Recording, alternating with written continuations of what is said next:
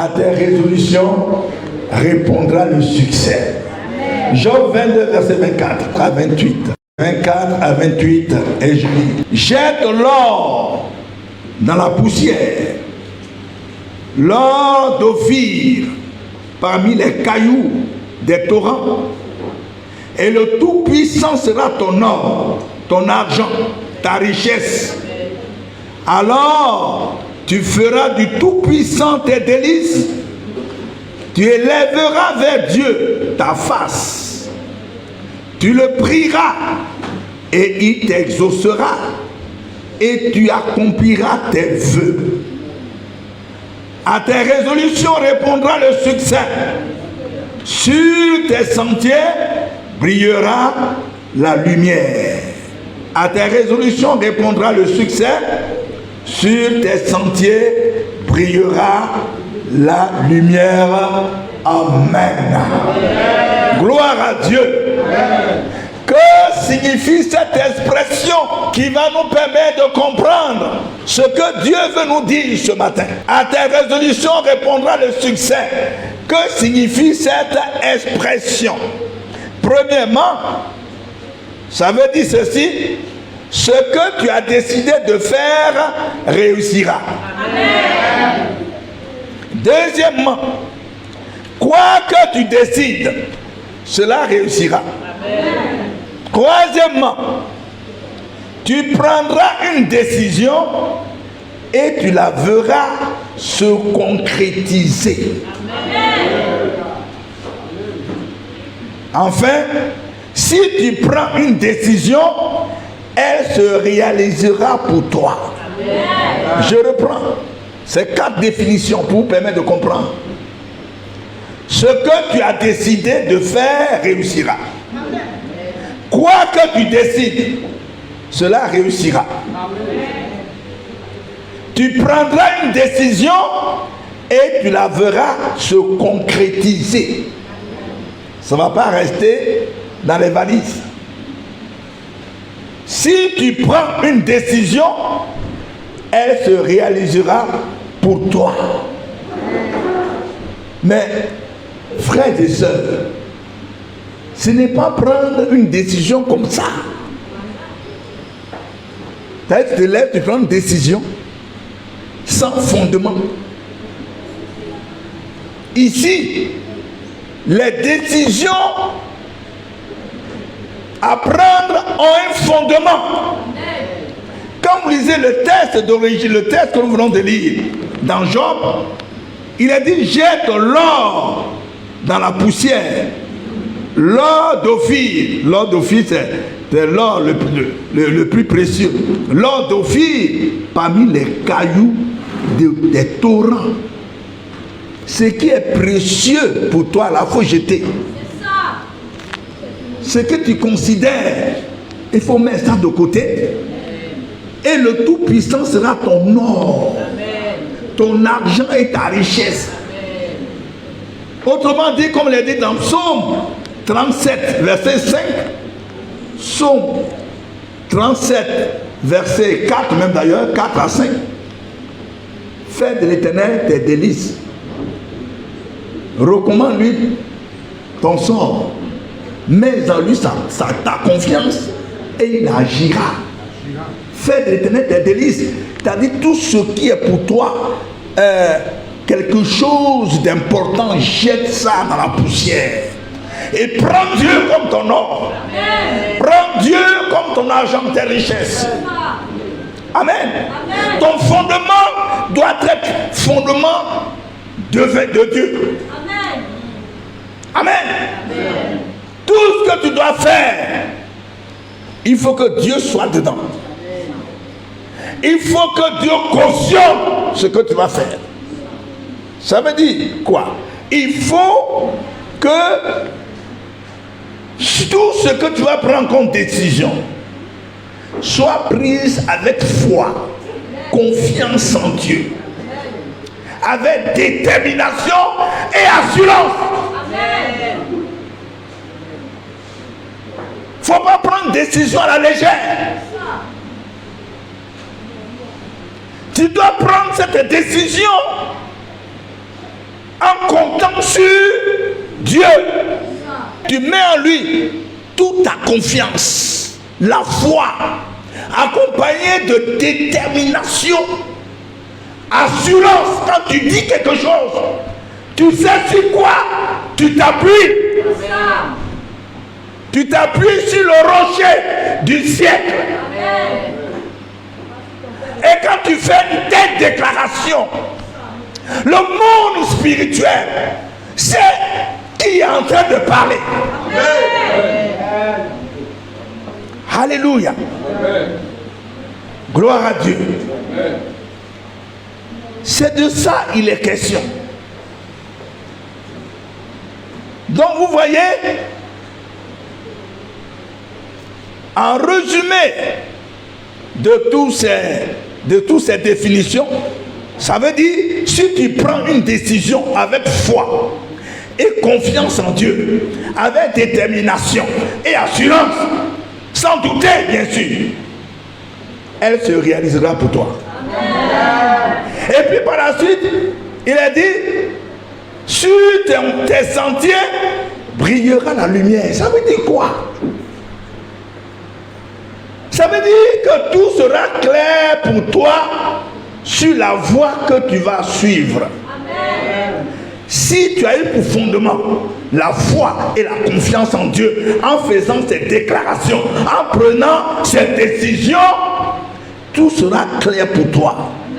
Et ta route sera bien éclairée. Qu'est-ce qui accompagne la déclaration que tu fais? Qu'est-ce qui accompagne la décision que tu prends? Est-ce que tu es résolu? Est-ce que tu as pris une décision en t'appuyant sur Dieu? Tout à l'heure, on va voir 3 exemples bibliques.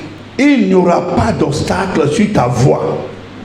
Et rien ne pourra s'opposer à ce que tu as décidé d'entreprendre si tu prends Dieu comme socle. Si tu prends Dieu comme appui. Si tu prends Dieu, si tu parles au nom de Dieu. Si tu parles au nom de Jésus. Vous savez, avant l'avènement de Christ, les gens parlaient au nom de l'Éternel. Il a dit au nom de l'Éternel, je les taille en pièces, tous mes ennemis qui m'environnaient. Psaume 118, verset 10 à 12. Au nom de l'Éternel, je les taille en pièces. Ça, c'est avant l'avènement de Jésus. Notre temps maintenant, on dit au nom de Jésus. Il y a des gens qui disent au nom de Jésus, il n'y a même pas de force dedans. Ils ne savent pas ce que ça veut dire. Au nom de Jésus-Christ de Nazareth. Ils ne savent pas ce que ça veut dire. Ça veut dire que moi, qui suis devant toi, tu me vois comme ça. Mais c'est au nom de Jésus, le roi des rois, le Seigneur des seigneurs, celui qui a vaincu Satan et ses démons, celui que Dieu a fait venir du ciel sur la terre pour me sauver. C'est en ce nom-là que je parle. J'ai l'autorité divine sur ma vie. Sinon toi-même tu n'es rien du tout. Tu n'es rien devant les sorciers, ils peuvent te broyer en un clin d'œil. Tu n'es rien devant les démons. Mais tu te présentes au nom puissant de Jésus-Christ que l'Éternel a fait venir sur la terre pour te sauver, pour te protéger. Amen. Donc ça veut dire que tu n'es pas n'importe qui. Amen. Amen. Celui qui a pris cette décision, ce n'est pas n'importe qui. C'est pourquoi lorsque tu arrives, les voies sont dégagées. Les voies sont dégagées. Je vous ai rendu ce témoignage qu'il y avait des sorciers, des mystiques, des satanistes qui cherchaient à faire du mal à un serviteur de Dieu. Donc ils le suivaient. Et de Dieu est passée, les sorciers, ils regardent dans le gazon, c'est pas on brûlait le gazon.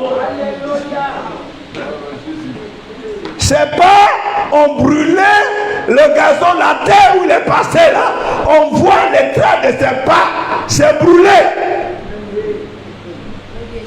Tu auras le courage de suivre quelqu'un comme ça pour l'attraper. C'est pas même, c'est du feu. Un chrétien, ce n'est pas n'importe qui. Mais nous-mêmes, nous ne connaissons pas notre valeur. Si tu connais qui tu es, si tu as l'assurance de ton salut, ta manière de proclamer la parole de Dieu va changer, ta manière de prier va changer, ta manière d'évoquer Dieu va changer. Et les sorciers sauront que tu as changé de grade. Tes ennemis seront dans le monde spirituel que tu es passé en classe supérieure. Il y avait une soeur qui me disait que depuis elle est arrivée ici, elle fait un songe, on lui dit, tu passes maintenant en classe supérieure. C'était quelle classe? En 6e. Voilà, on dit maintenant tu passes en 6e. Mais c'est quelqu'un qui, c'est une femme qui n'a jamais fait l'école, hein. C'est ça, non? On lui dit, maintenant tu passes en 6e. Ça veut dire quoi? Ça veut dire que son niveau spirituel a changé. Amen. Quelque chose a changé. Amen. Dieu l'a propulsé devant. Ça ne veut pas dire qu'elle n'a pas de difficulté. Au contraire, c'est quand tu passes en classe supérieure que les matières deviennent difficiles.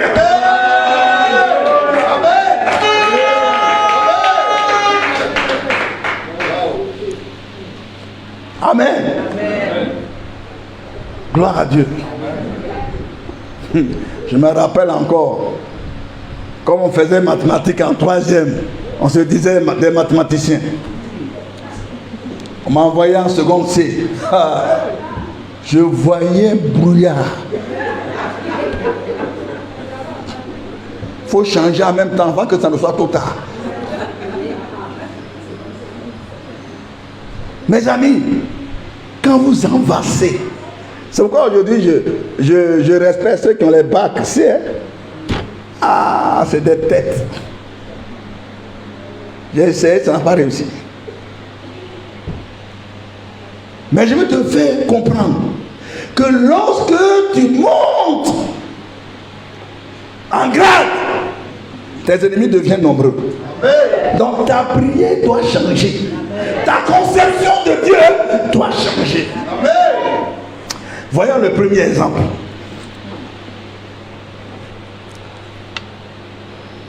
« 1 Samuel 17.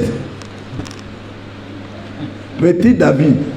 Les deux là, je ne vais jamais les laisser dans mes prédications. Joseph et David, ce sont mes modèles. Depuis ma conversion en 1983, je les ai pris comme modèle. Si tu lis la Bible sur Joseph et David, regarde-moi, regarde ma vie, tu vas les trouver dedans. Verset 1 Samuel 17, 45, à partir du verset 45. Écoutez bien les déclarations de ce jeune homme qui a moins de 20 ans. David dit aux Philistins, tu marches contre moi avec l'épée, la lance et le javelot. Et moi, je marche contre toi au nom de qui? Au nom de l'Éternel des armées, du Dieu de l'armée d'Israël que tu as insulté. Toi, tu as tes armes. Tu as près de 3 mètres. Tu es costaud. Ton épée, même, il faut 2 personnes pour soulever. Avec un bouclier. Tu viens contre moi, petit là. Tu veux m'écraser. Mais tu ne sais pas la caution de qui j'ai pour venir vers toi, mais je vais te le dire. Je viens au nom de l'Éternel des armées. Ce Dieu-là que tu as insulté, c'est à son nom que je viens. Peut-être que tu ne le connais pas, mais tu vas le connaître tout à l'heure. Foi. Alléluia. Mes amis, souvent quand on lit la Bible, on dit ça sont des histoires. Parce que le monde même ne peut pas comprendre qu'un jeune homme, moins de 20 ans, qui va aller contre cet adulte, ce Goliath, ce monstre, qui a commencé la guerre depuis son jeune âge. Et un petit berger, apprenti berger même d'ailleurs, devant Goliath. Imaginez-vous. Mais cette assurance qu'il a, il a puisé cette assurance dans la connaissance de Dieu, dans la puissance de Dieu. Il sait ce que Dieu peut faire. Il a déjà fait des expériences contre les ours, les lions qui venaient pour lui arracher les brebis. Il courait après eux, dit la Bible. Il les frappait. Il les tuait. Il leur arrachait les brebis. Il sait à qui il a cru. Il sait en qui il a cru. Beaucoup de chrétiens ne savent pas en qui ils ont cru. Ils prennent Dieu comme un être humain. Parce qu'ils ont fait quelques deux prières, ça n'a pas été exaucé. Dieu ne vaut rien. Le petit David, lui, sait qui est Dieu. Et le verset qui suit, le verset 46, il dit, il continue de lui parler. Il dit, aujourd'hui, l'Éternel te livrera entre mes mains. Il n'a pas dit, je vais te saisir. Il dit, l'Éternel te livrera entre mes mains. Je t'abattrai et je te couperai la tête.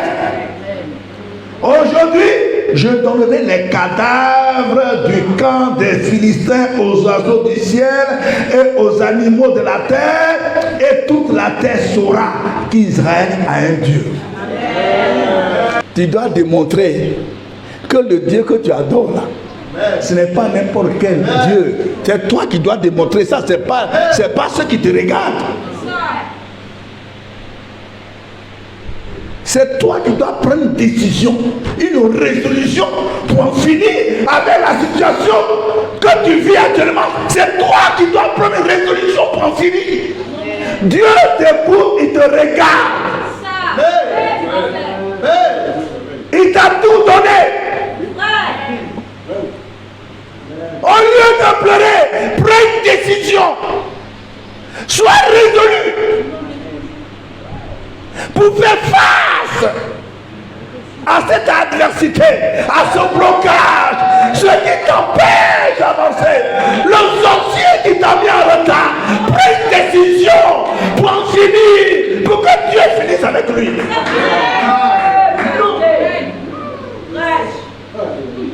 Amen.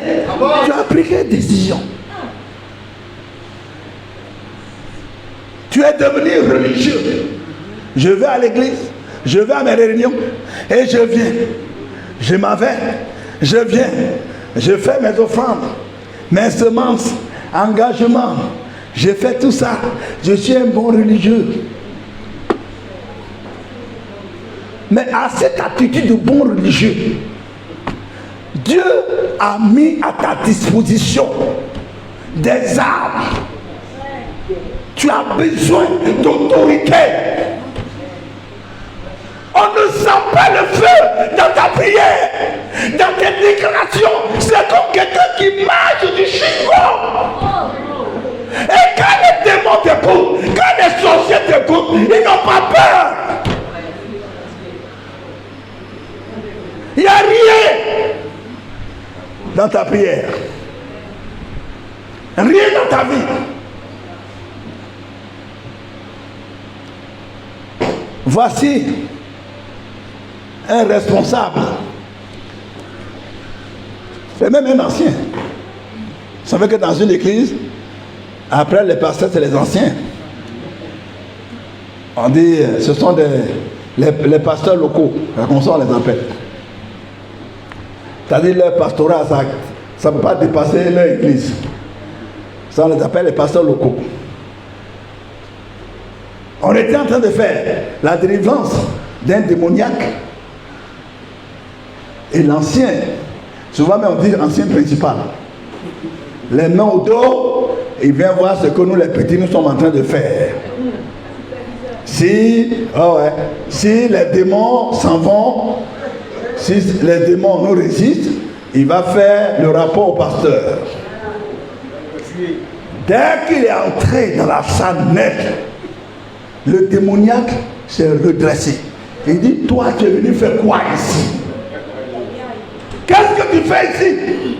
Adultère, impudique. Où tu étais hier? Sur lui. Le diable sait qui est qui. Les démons savent qui est le vrai chrétien ou qui marche avec le diable. Les démons le savent. Tu étais où hier? Toi, tu es marié, tu es ancien d'église. Tu étais où hier? Avec quelle femme impudique, adultère? Dit l'esprit. Oh, tu fais quoi ici?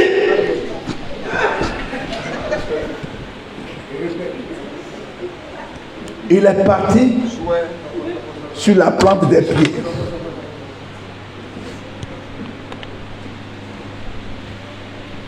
Ça, il n'a pas d'autorité.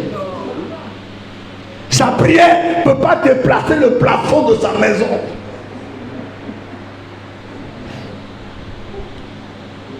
Il ne peut pas se mettre devant Goliath pour raconter ces histoires-là.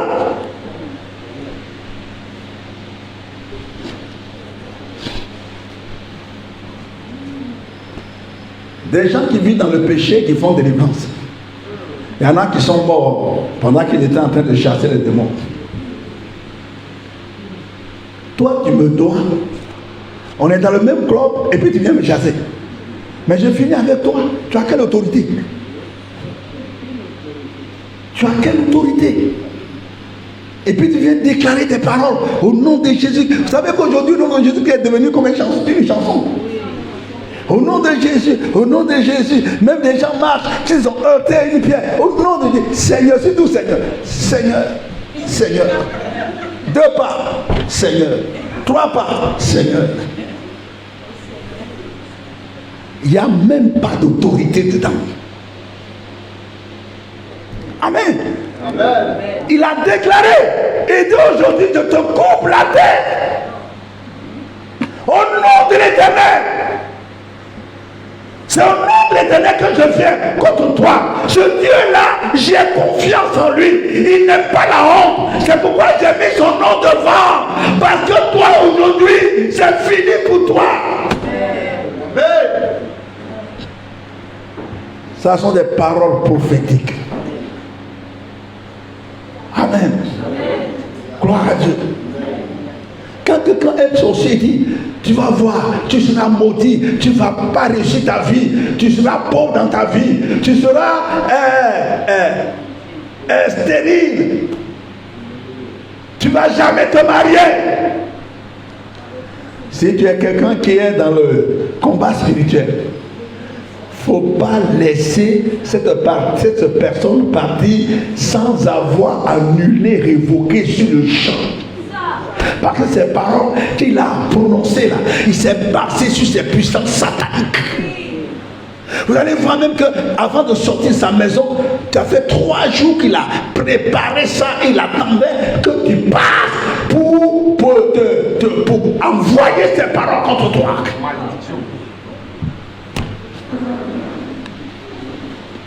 Amen. Amen. Gloire à Dieu. Amen.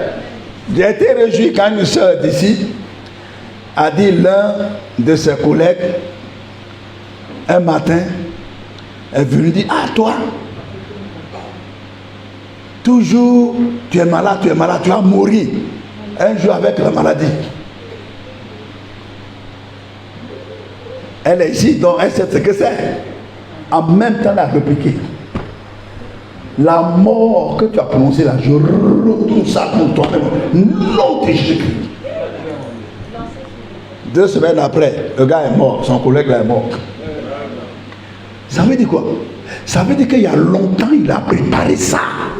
Il attendait l'occasion pour abattre la sœur par ses paroles. Il a remis ses canaris. Il a appelé ses dieux. C'est tellement qu'il a écrit son nom même sur son tableau. Où il prie sur son autel.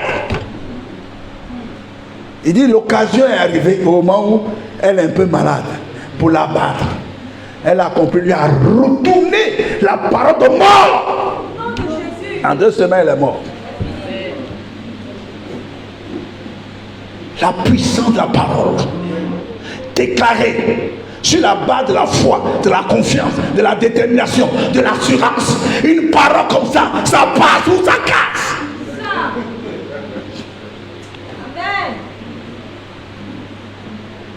Et qu'est-ce qui s'est passé? En réalité, au verset 48, c'est cette partie-là, moi, qui me plaît. À chaque fois que je lis ce texte, il dit, aussitôt que le Philistin se mit en mouvement pour marcher au-devant de David, David recula 2 ou 3 pas. Hein?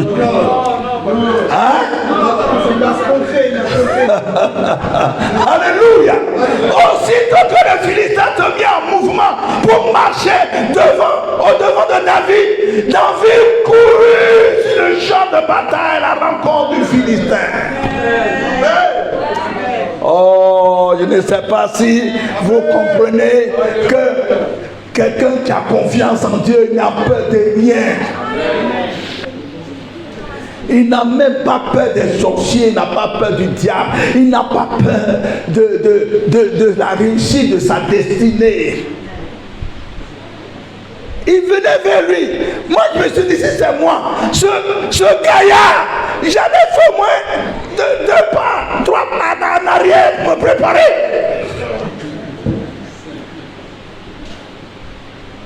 Le Philistin a démarré, lui aussi il a démarré. On va se rencontrer.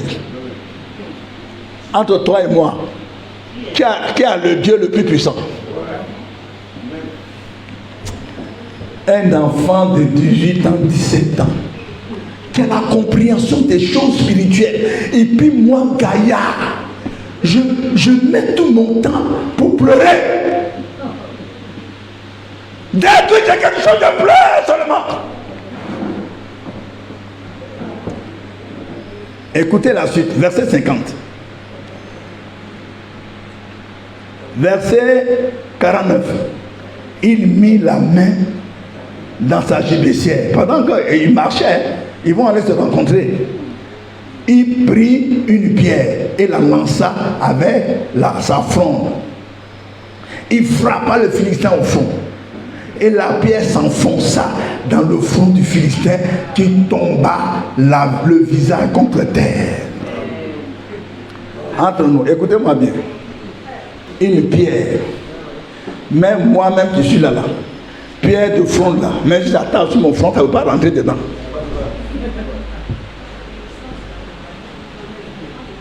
Mon front sera enflé, mais ça ne peut pas rentrer dedans. Mais qu'est-ce qui s'est passé? Puisqu'il a mis le nom de Dieu devant,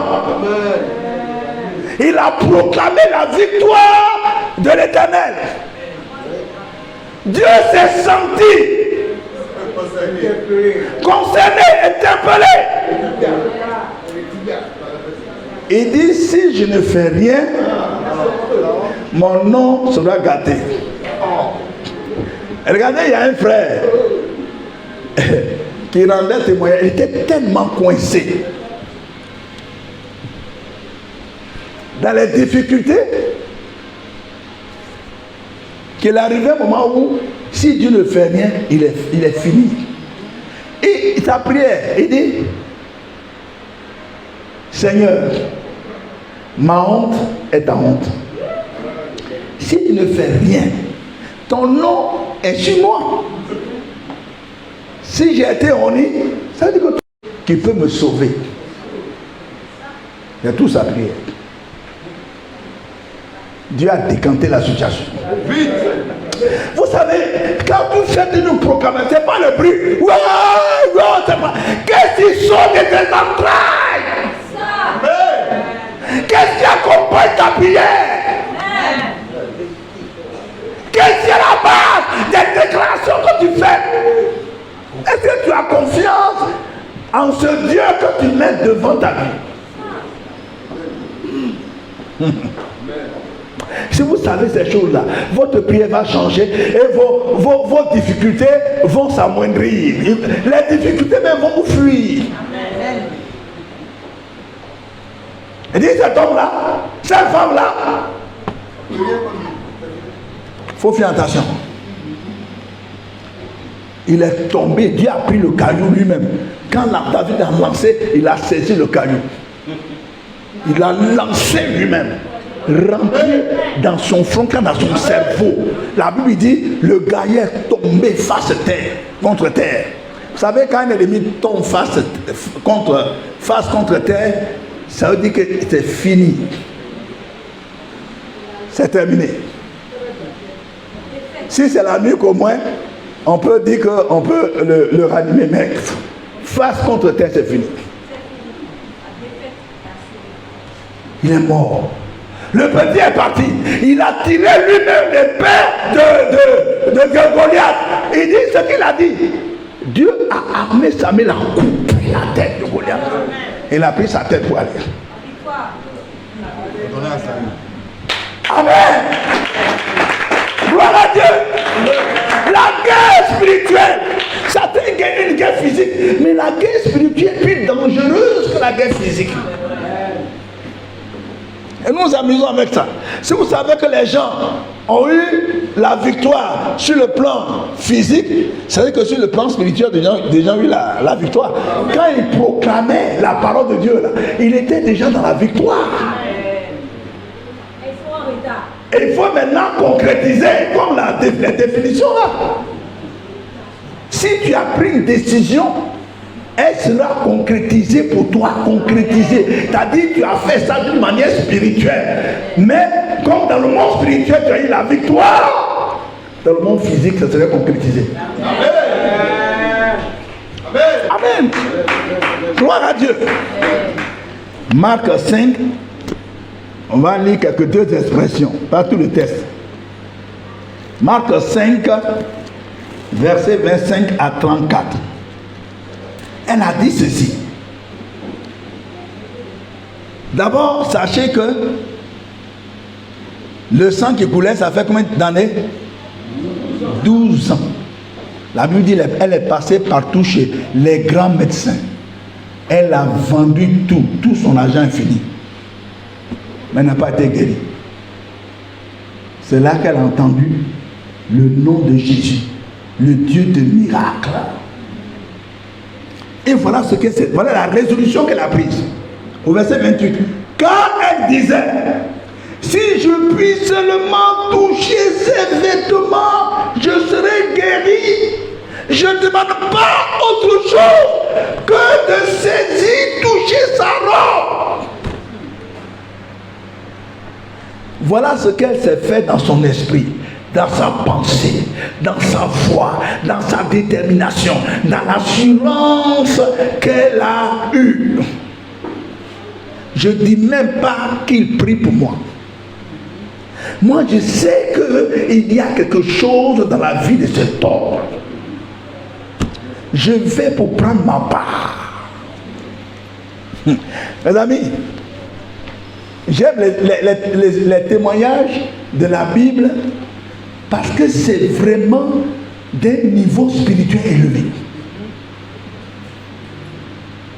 Comment une femme, d'abord en Israël, une femme qui est dans ses marchés ne vient pas au milieu des hommes. Amen. Ça n'a pas été une barrière pour elle.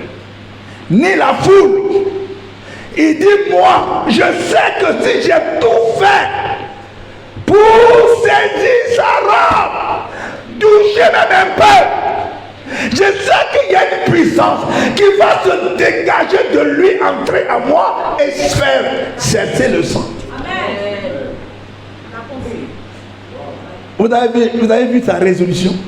Vous avez vu la décision qu'elle a prise en s'appuyant sur la puissance de Jésus-Christ? Ce n'est pas quelqu'un qui répète les proclamations comme en mangeant chigong. Non, non, non, non. C'est une femme déterminée. Et la Bible dit, au même instant qu'elle a touché, la perte de sang s'arrêta. Vous comprenez, hein? Parce que c'est simple, c'est ça? S'arrêta aussitôt. Hein, les maîtres et les maîtresses, les enseignants. S'arrêta. Et elle sentit dans son corps qu'elle était guérie de son mal. Qu'elle a touché, la résolution qu'elle a prise avant d'arriver auprès de Jésus s'est accomplie. Instantanément. Jésus connut aussitôt en lui-même qu'une force était sortie de lui. Alléluia. C'est cette partie-là qui me plaît. Or donc, dans les prières, on peut faire sortir une puissance de la vie de Christ pour régler nos problèmes alors. Une prière de foi, de détermination, de confiance, ça peut prendre puissance qui vient de Jésus pour régler nos problèmes. Une force est sortie de lui et il dit, qui m'a touché? Les apôtres disent, mais toi aussi, quand même, Seigneur. Tout le monde te touche. Et puis tu dis, qui m'a touché? Tout le monde te frotte, tout le monde te touche. Non. Quelqu'un d'une grande foi et déterminé m'a touché pour prendre quelque chose de moi. Je veux voir cette personne.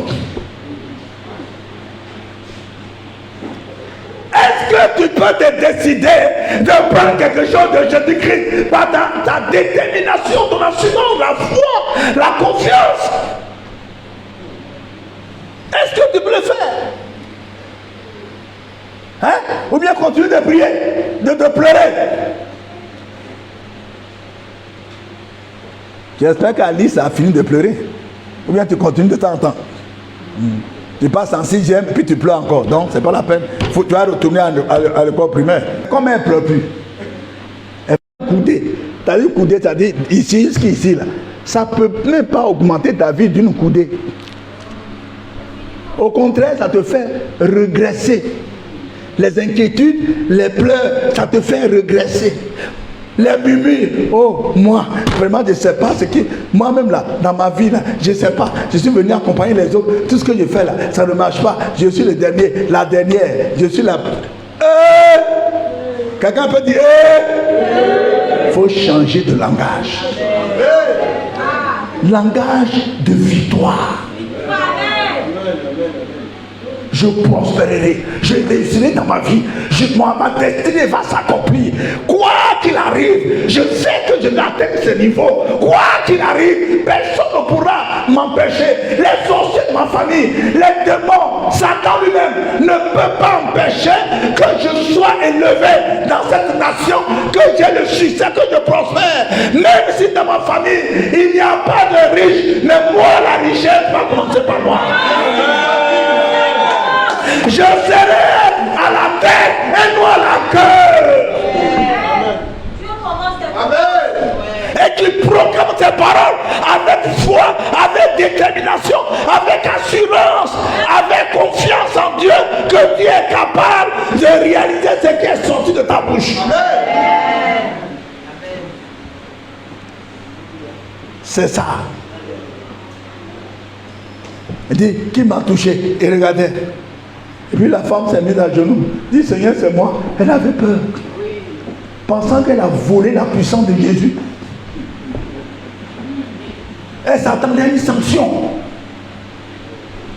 Parce qu'elle sait qu'elle a pris quelque chose. Comme si elle a volé. Donc elle s'est mise à genoux pour demander pardon. Je dis, ah, ma fille. Hein? Alors, il dit, mais ta foi t'a sauvé, ma fille. Ta foi t'a sauvé. Pourquoi? Je ne vais rien te faire. Mais je reviens en arrière. Les disciples qui disent, tout le monde te touche. On est nombreux, hein? Dans les églises. On est nombreux. Ce dimanche-là, regardez d'abord en Côte d'Ivoire. Combien dans les églises? Sans compter Ghana, Nigeria, l'Afrique et le monde entier. On est nombreux. On est là, on frotte Jésus. Le frotte. Sans foi. Sans détermination. Seigneur, Seigneur, on danse, on fait tout ça. On est là. À côté de Jésus, on est en plein de problèmes. Pourtant, Jésus est avec nous. On ne cherche pas à prendre quelque chose. Même les disciples, même les pasteurs, les responsables, les diacres, diaconesses, anciens, tout le monde offre Jésus. Et on est content d'être avec Jésus. On ne prend rien avec lui. Jusqu'à ce que Jésus dise, jusque-là, on n'avait rien demandé. Rien. La femme est venue. Elle a touché, a pris. Dis, quelqu'un m'a touché. Quelqu'un a pris quelque chose de moi. On dit, mais tout le monde est à côté de toi. Tiens. Il dit, non, il y a quelqu'un de spécial. Est-ce qu'on peut avoir une chrétienne spéciale aujourd'hui dans cette salle? Est-ce qu'il y a quelqu'un de spécial qui va prendre quelque chose de Jésus-Christ avant de sortir même de cette salle? Est-ce qu'on peut voir ça?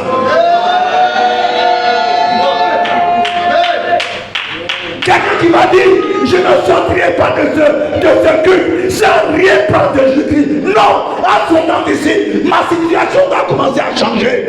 À sortant d'ici, toutes les portes qui sont fermées doivent s'ouvrir. En partant d'ici, tous les sorciers qui sont en bas, tous les malheurs doivent tomber.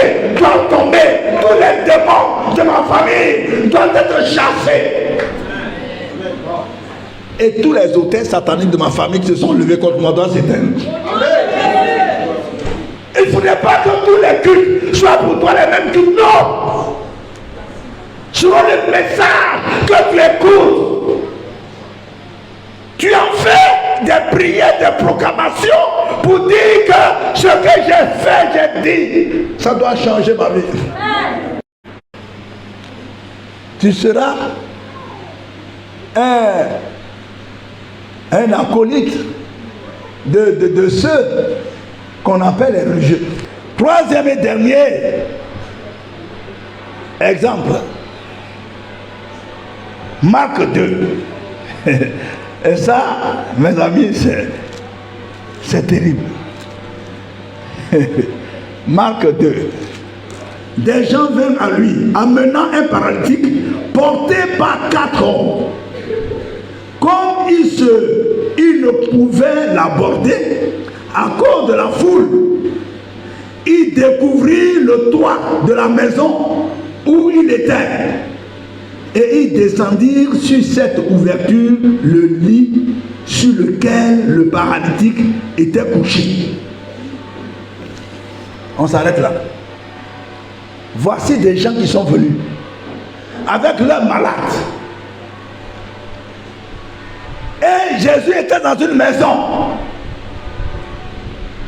Le salon était plein jusqu'à dehors. Même à la porte, on ne peut plus passer. Sur les 4 personnes qui ont porté le malade sur le lit ou brancard, ils sont là, ils ont réfléchi, mais comment on va faire? Personne ne va nous laisser passer. Oh, il faut que notre gars guérisse aujourd'hui. Pas demain. Vous voyez cette détermination? Il y a des gens qui disent, bon, je vais prier peut-être à l'année prochaine, peut-être les choses vont aller. Tu ne parles pas de maintenant, de ce mois même. Avant que septembre ne finisse, il faut que je voie la gloire de Dieu. Peut-être l'année prochaine, peut-être. Est-ce qu'ils disent? Et il dit aujourd'hui. Aujourd'hui, il faut qu'on trouve un moyen. Ils se sont consultés. Et puis il y a un qui dit, si on ne peut pas passer par là, le mur aussi, c'est dur. Puis il dit, ah, passons par la toiture. C'est moins solide que le mur. Mais écoutez, le toit dont on parle là, c'est pas papo, hein, ni tôle. C'est terrassement. Ce qu'on appelle chez nous aussi, toiture à béton. Ou à table. Ils sont montés. Puis ils ont commencé à casser. Je ne sais pas s'ils ont eu rien ou quoi, je ne sais pas. Mais ils entendent. Bon, Jésus il entend, tout le monde entend. Mais Jésus lui sait ce qui se passe en haut. Amen. Il sait qu'il y a des fous. Des fous de Dieu qui sont en haut. Déterminés. Ils ont commencé à casser. La poudre même descend sur la tête de Jésus. Mais Jésus aime les gens comme ça. Donc qu'à le salir, au moins, ils savent qui il est. Ils ont cassé. Je m'imagine les gens sont en train. Qui est là? Qui? C'est un voleur. C'est qui? Tout le monde.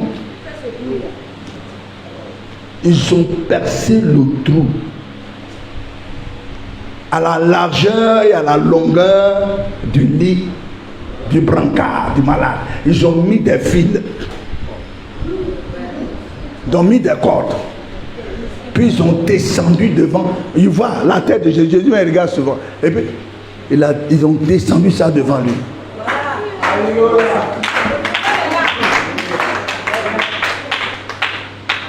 Vous savez, nous les chrétiens on a des problèmes parce que on n'est pas résolu. On a un Dieu qu'on doit fatiguer, puis on ne le fatigue pas. Oh, ce Dieu-là, il veut voir la démonstration de notre foi. C'est qu'il regarde, même s'il envoie les difficultés, il veut voir l'assurance, il veut voir dégager en nous notre manière de manifester notre foi, notre confiance en Dieu, mais il ne voit rien. Peut-être qu'on t'appelle ivoirien, peut-être qu'on va changer peut-être ce nom-là, tu ne seras plus ivoirien. Tu vas voir quelque chose. Il voit quelque chose. Alléluia. Gloire à Dieu. Jésus, voyant leur foi, dit au paralytique, mon enfant, tes péchés sont pardonnés. Parce que le plus souvent, il y a des maladies qui viennent avec des péchés. Il faut que le péché soit réglé d'abord. Et puis il dit, lève-toi, prends ton lit et viens dans ta maison. Amen. Devant tout le monde. Il s'est levé. Il a pris son grabat là et puis le sorti avec. Ceux qui étaient dehors, qui étaient sur le toit sont descendus. Ils ont commencé à applaudir. Amen. Je m'imagine. Il dit, notre foi a payé. Notre résolution a payé. Aujourd'hui, notre ami est avec nous. Il marche, il n'est plus paralytique. Amen. Amen. Je termine en te disant ce que ces hommes, que ce soit David, que ce soit ces 4 personnes, que ce soit la femme qui perdait du sang, tu es comme eux. Tu es comme ces gens-là. Ils n'ont pas 2 têtes. Ils n'ont pas 2 nez, ni 3 bouches, 4 bouches. Ils ont 2 bras, 2 jambes. Ils ont une bouche pour proclamer la parole. Ils ont une tête pour réfléchir. Si tu prends une décision, même au cours de ce culte, si tu prends une décision, si tu es résolu sur ce que tu as demandé à Dieu aujourd'hui même, avant de sortir de cette salle, tu verras dans le monde spirituel la concrétisation de ce que tu as demandé, parce que tu vas mettre Dieu devant, parce que Jésus-Christ sera ton socle. Et tu vas voir que les portes qui étaient fermées s'ouvriront devant toi. C'est ça, il faut que tu changes ta conception de Dieu. Il faut que tes déclarations prophétiques changent, soient accompagnées de foi, de détermination, d'assurance, de confiance en Dieu. Ce que tu as dit, crois que Dieu l'a déjà réalisé. Et la Bible dit, si tu crois ainsi, tu le verras s'accomplir. Amen. Quelle résolution que tu as prise? Tu as pris quelle décision? Si tu as bien pris cette décision, elle s'accomplira pour toi. Et il n'y aura point d'obstacle sur ton chemin. Parce qu'au moment où tu mets Dieu devant, dans cette décision, dans cette entreprise, il va balayer les voies qui vont te mener au succès, à la réussite, à l'élévation. Et tu sauras que l'Éternel est Dieu. Tu sauras que la victoire appartient à l'Éternel. Que Dieu vous bénisse.